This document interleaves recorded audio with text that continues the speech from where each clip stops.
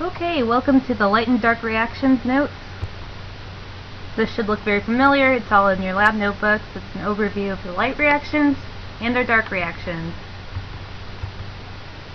Our light reactions are also known as light-dependent reactions, and the point of these are to harvest light energy to make ATP and that other molecule that's super important to storing energy, NADPH.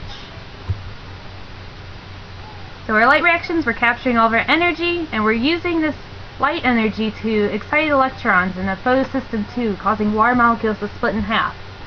When we're splitting water molecules, we're getting two different products. We are releasing oxygen, which is a waste product, and we're also getting electrons in the form of hydrogen molecules. These hydrogen molecules are going to travel along to something called the electron transport chain. Excited electrons move from the photosystem II to the electron transport chain, which is located in the thylakoid membrane. The electron transport chain, and also known as ETC, is made up of proteins and a pump. The pump takes energy from the electrons and produces ATP and NADPH. So this is what it looks like. This is our photosystem II. It's a type of protein that's embedded in our thylakoid membrane. So water is going to be split when light hits this, and the electrons are going to travel along these proteins until they reach these pumps, which produce our NADPH and our ATP. This is what we really need to know though. We need to know our reactants and our products. Reactants are our ADP, NADP+, and H2O. The water molecule is important to getting our electrons, and these are the uncharged versions of our molecules that we are storing energy in. So as we're storing this energy, we're creating ATP and NADPH, and we're also producing oxygen as waste products. So here we go again. We have our light reactions that we just covered. Light's coming in, it's located in our thylakoid.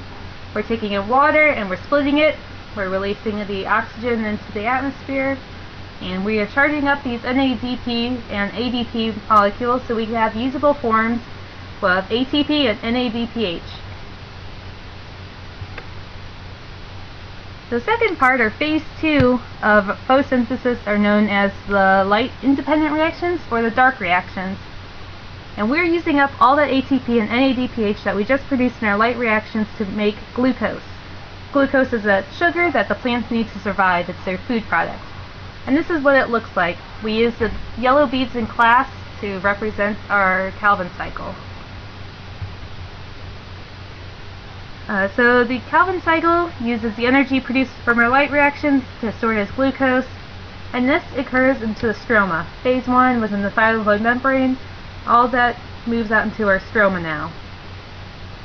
We require the ATP and the NADPH that we just made, and we also need to get CO2. How do we get CO2 into our leaves? We're using those stomata pores that open with the guard cells. Here's another chart that shows the reactants and the products of the Calvin cycle. Our reactants are the energy molecules that store the energy we need, like the ATP, the NADPH, and the carbon dioxide that we're taking in through our stomata. We're producing ADP once we use up our energy, but we can reuse this because we can recharge it like a battery. And NADPH is the same way. Our final product that we're shooting for is glucose that the plant can use. Here it is again.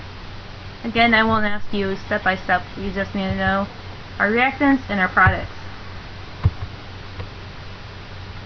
Okay, so we see the ATP and NADPH being recharged and the energy used up in our dark reactions. Our dark reactions also require the CO2 that comes in, and glucose is our product made. There are a couple different ways to do photosynthesis, however. C3 plants are what we think about when we live in the Midwest. A lot of them are C3 when we go outside, especially the big trees that we see. We use photosynthesis using 3 carbon compounds. So if we go back up to this slide, this is what I'm talking about. These molecules labeled PGA. These are 3 carbon molecules. C3 plants enjoy moderate environments, and they need only a little bit of sunlight. They do require lots and lots of water though. Some really common examples, especially in Kansas: wheat, We also need rice, which grows in like these fields that are real boggy, and we also have potatoes, dandelions, and most trees that are found around this area. C4 plants are different because they use 4 carbon compounds. So C3 uses these 3 carbon compounds. C4 plants would have another carbon attached to them. C4 plants are minimize water loss by closing their stomata on really hot days.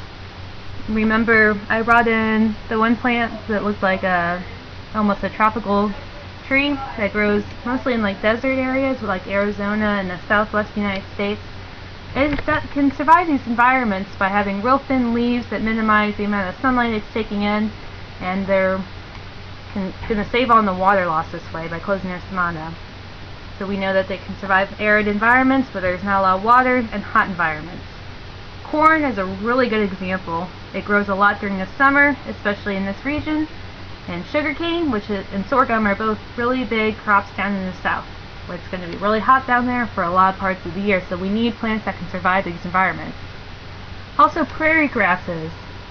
If you go out into more like western Kansas, you'll see lots of them, and these are all lovely C4 plants. The final type is called cam plants. Cam plants are what we think of when most of the plants living in the desert. They're very, very, very efficient at conserving water. So we can live in really stressful environments like deserts and salt marshes. And they can do this by opening their stomata at night. These are the only plants that do that. C3, C4, they're going to be open during the day when the light's out. When we are opening our stomata at the night, we can take in that CO2 and we can store it in our leaves. And then during the day, we run the Calvin cycle to use it to turn it into glucose. Some examples you're probably really familiar with are pineapple and cacti and orchids.